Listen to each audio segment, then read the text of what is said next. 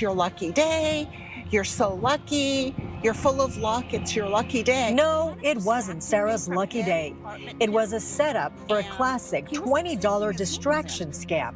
And by the time it was over, thousands had vanished from her bank account and her daughter's. You're walking to your car after withdrawing cash. Someone ahead drops a plastic bag. Money spills out. You bend down to help. That's when everything goes wrong. This isn't distraction theft. This is a coordinated operation. Props, teams, psychological manipulation, designed to empty your account while you think you're being helpful. Seniors are the primary target, and these crews are operating in parking lots right now. Today, I'm exposing exactly how this scam works and what you need to know to protect yourself. Stick around. The final warning could save someone you love. Let's break this down. The setup: when helping costs everything. Margaret Davis, a 72-year-old retired teacher, withdrew $300 from her bank's ATM at 10:30 on a Thursday morning. She completed her transaction, took her cash and receipt, and headed toward her car. A woman about 30 feet ahead of her stumbled slightly, and a clear plastic bag fell from her purse onto the parking lot pavement. Cash scattered. $20 bills, tens, fives. The woman looked flustered, bending down to gather the money. Margaret's instinct was to help. She approached quickly, setting her own purse in her shopping cart, and bent down to help collect the scattered bills. The woman seemed grateful, slightly embarrassed. "Thank you so much. I can't believe I'm so clumsy. I just withdrew my rent money." The interaction lasted maybe 45 seconds. Together they collected what appeared to be several $100s and put it back into the plastic bag. The woman thanked Margaret again, they exchanged pleasantries, and both went their separate ways. Margaret got to her car, loaded her groceries, and drove home. She didn't check her purse. Why would she? She'd just helped someone pick up dropped money. Nothing suspicious had happened. 2 hours later, Margaret tried to pay for lunch with her debit card. Declined. She tried again. Declined. Confused, she called her bank. Her checking account showed a balance of $14. 11 ATM withdrawals had been made at machines across 3 counties in the past 90 minutes, totaling $4,300. Her daily withdrawal limit maxed out at 11 different locations. Her debit card was gone from her wallet. She never felt it being taken. And that helpful stranger with the dropped cash bag, part of a team that had just systematically emptied her account. The team you never noticed. According to law enforcement reports from multiple jurisdictions, ATM cash bag operations typically involve 3 to 5 people working in coordinated roles. Understanding how the team operates reveals why this scam is so effective. The first role is the dropper. This is the person who appears to accidentally drop the cash bag near the ATM. They're usually well-dressed, often appearing to be in their 30s or 40s, and selected specifically because they don't trigger threat awareness in elderly victims. They create the distraction that captures your complete attention. The second role is the grabber, or dip. While you're focused on helping the dropper collect scattered money, a second person approaches from your blind side. They might appear to also be helping, or they might simply be a passerby you don't consciously notice. The third role is the runner. This person takes the stolen card and immediately leaves the scene, heading directly to pre-planned ATM locations. Their job is to execute withdrawals as quickly as possible before the victim discovers the card missing and freezes the account. The fourth and fifth roles are additional runners who hit other ATMs simultaneously. Professional operations coordinate multiple withdrawals across different locations at the same time, maxing out daily limits faster than victims can respond. And here's what makes this particularly insidious. Your instinct to help, your natural kindness, becomes the weapon used against you. The better person you are, the more vulnerable you become. Let me show you why this targets seniors so effectively. Why seniors are targeted specifically. FBI data shows that victims over age 60 account for approximately 68% of ATM cashbag scam reports, despite representing only 22% of the adult population. The targeting is deliberate and based on multiple factors. First is the cash habit. According to Federal Reserve payment studies, seniors use cash significantly more than younger generations. They're more likely to visit ATMs regularly, withdraw larger amounts, and carry cash for daily transactions. This makes them predictable targets at ATM locations. Second is the trusting nature. Research on aging and cognition shows that older adults are generally more trusting and less likely to suspect deception in social interactions. This isn't naivety, it's a documented neurological change that occurs with aging, affecting the brain's threat detection and social processing systems. Third is the helping instinct. Seniors, particularly those who lived through times when community assistance was more common, have stronger social obligations to help others in need. When someone appears to have dropped money or needs assistance, refusing to help feels morally wrong to many seniors. Fourth is physical vulnerability awareness. Many seniors are conscious of their physical limitations actions and reduced reaction time. When something unexpected happens, like money scattering on the ground, their focus narrows completely to managing the situation, leaving zero cognitive resources for monitoring their surroundings. Fifth is account balance. Criminals specifically target seniors because retirement accounts and lifetime savings mean higher account balances to steal. A younger person might have $500 available for withdrawal. A senior might have $50,000 in accessible accounts. Sarah Chen, a geriatric care specialist, explains the vulnerability. We're dealing with a generation that was taught to trust, to help, and to assume good intentions. Combine that with natural cognitive changes that reduce threat detection, and you create perfect victims for these operations. The criminals know this and exploit it ruthlessly. But here's the thing that should terrify every senior and every person with elderly parents. The cash bag is just the opening move. What happens during those 45 seconds while you're picking up scattered money is a masterclass in misdirection that even security experts struggle to defend against. If you're starting to realize that your parents or grandparents are vulnerable every single time they visit an ATM, hit that like button and subscribe right now. This scam is spreading to new cities every week, and sharing this information could save someone's entire life savings. Drop a comment below. Do you have elderly family members who regularly use ATMs? Share this with them immediately. It could prevent financial devastation. The misdirection mechanics. Understanding exactly how the theft occurs during the interaction reveals why victims never notice it happening. This is professional pickpocketing elevated to an art form. When the cash bag drops and money scatters, your brain's attention immediately focuses on the unexpected visual stimulus. Money on the ground is an attention magnet. Your peripheral awareness, your environmental monitoring, and your threat detection all shut down as cognitive resources redirect to the immediate situation in front of you. As you bend down to help collect the money, several things happen simultaneously. Your body position changes, making you less aware of your surroundings. Your hands are occupied gathering bills. Your vision is directed downward at the scattered cash. Your hearing focuses on the person thanking you and directing where to find more bills. This is the moment the grabber strikes. They approach from behind or from the side while your attention is completely captured. If your purse is in a shopping cart, they reach in and remove your wallet or just the cards. If your purse is on your shoulder, they unzip it and extract cards while you're bent forward. If your wallet is in a pocket, they use professional pickpocket techniques to remove it without creating any sensation you'd notice. The extraction takes 2 to 3 seconds, sometimes less. Experienced thieves can remove a wallet from a purse or a card from a wallet without creating any physical sensation the victim would consciously register, especially when the victim's attention is elsewhere. And even when victims learn about this scam and think they'd be more careful, the execution is so smooth that knowledge provides minimal protection. Because what the dropper says to you, the specific psychological triggers they use, has been refined to overcome exactly the kind of skepticism you think would protect you. The psychological script. Law enforcement analysis of victim interviews reveals consistent patterns in what droppers say during these interactions. The scripts are designed to exploit specific psychological vulnerabilities. First comes the embarrassment display. I can't believe I dropped my rent money. I'm so clumsy. This vulnerability makes them seem harmless and trustworthy. People who are embarrassed and making mistakes don't seem like threats. Second is the urgency creation. I need to get this to my landlord today or I'll be evicted. This creates time pressure that prevents you from thinking carefully. You're focused on helping them solve an immediate crisis. Third is the gratitude overdose. Thank you so much. You're so kind. I don't know what I would have done. Excessive gratitude makes you feel good about helping and creates social obligation to continue assisting. Fourth is the distraction questioning. Did you see where that 20 went? I think there was one over there. Can you check near that car? These questions keep your attention directed where they want it, away from your own belongings. Fifth is the personal detail sharing. I just got paid and I was going to deposit this, but I needed to pay my rent first.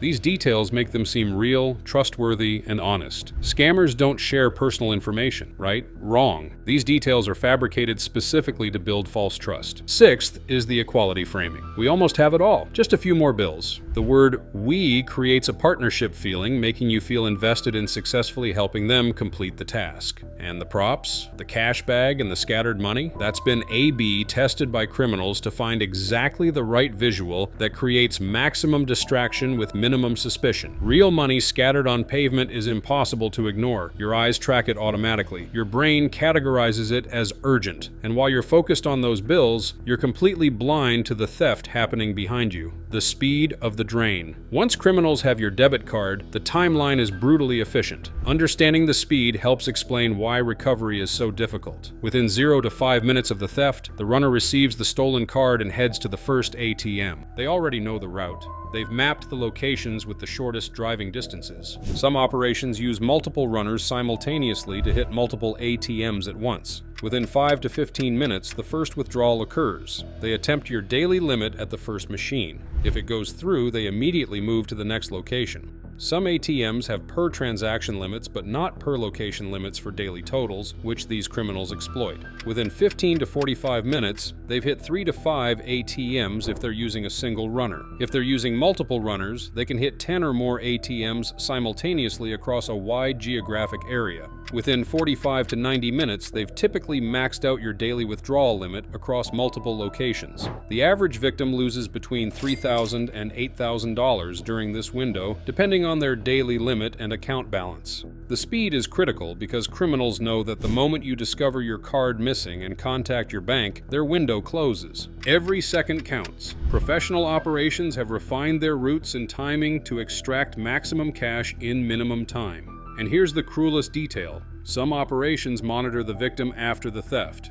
They watch to see when the victim discovers the card missing. If the victim immediately makes a phone call, they know the card will be frozen soon, and they accelerate their withdrawals, hitting as many ATMs as possible in the remaining minutes. If the victim doesn't notice, they take their time, sometimes spreading withdrawals across several hours to avoid triggering fraud detection systems. The sophistication and planning behind these operations is staggering. And what happens when victims report this to their banks? The response they get, the accusations they face, adds a second layer of trauma to the financial loss. When banks blame the victim, according to consumer protection attorney data compiled from multiple jurisdictions, approximately 45% of ATM theft victims over age 60 have their initial fraud claims denied or delayed by their financial institutions. The reasons banks provide reveal a systematic problem with how elder financial abuse is handled. Banks often argue that the victim should have noticed the card missing sooner. You didn't report the theft for 3 hours. The withdrawals occurred during that time. Had you monitored your card more carefully, the losses would have been prevented.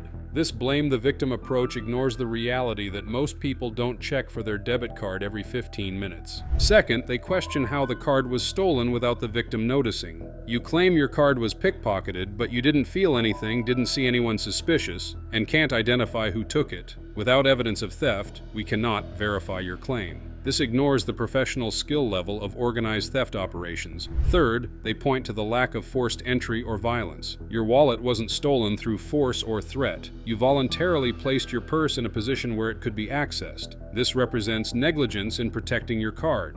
This blames victims for being in public spaces with their belongings. Margaret Davis fought her bank for 4 months to recover her stolen $4,300. Her bank denied her claim twice before finally refunding $3,100. They refused to refund the remaining $1,200, claiming she'd waited too long to report the missing card. "They made me feel like a liar," Margaret said. "Like I'd done something wrong by helping someone pick up dropped money. The investigators kept asking if I'd given my card to my grandson or a caretaker. I felt humiliated and violated all over again." The appeals process for elder fraud victims is particularly difficult because many seniors don't have the technical knowledge to document their cases properly, don't have smartphones with GPS data to prove their locations during fraudulent withdrawals, and feel intimidated by their bank's investigators questioning their story. But what banks won't tell you, what they'd rather you never learn, is that they could prevent most of this tomorrow if they wanted to. The technology exists. The protocols exist. What's missing is the will to implement them at a cost to their profit margins. Why this scam works so well?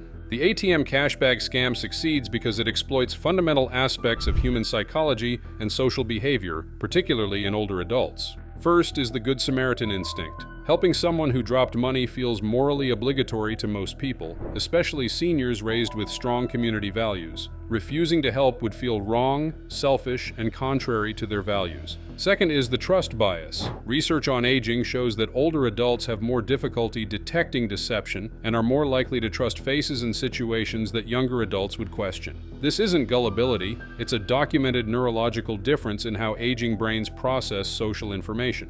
Third is the attention bottleneck. When focused on a specific task like picking up scattered money, the human brain cannot simultaneously monitor for threats. This limitation affects everyone, but it's more pronounced in older adults whose cognitive resources for divided attention are diminished. Fourth is the social obligation. Once you've engaged in helping someone, walking away feels rude and socially unacceptable. The interaction creates momentum that's difficult to break, even if you start feeling uncomfortable. Fifth is the authority of normalcy.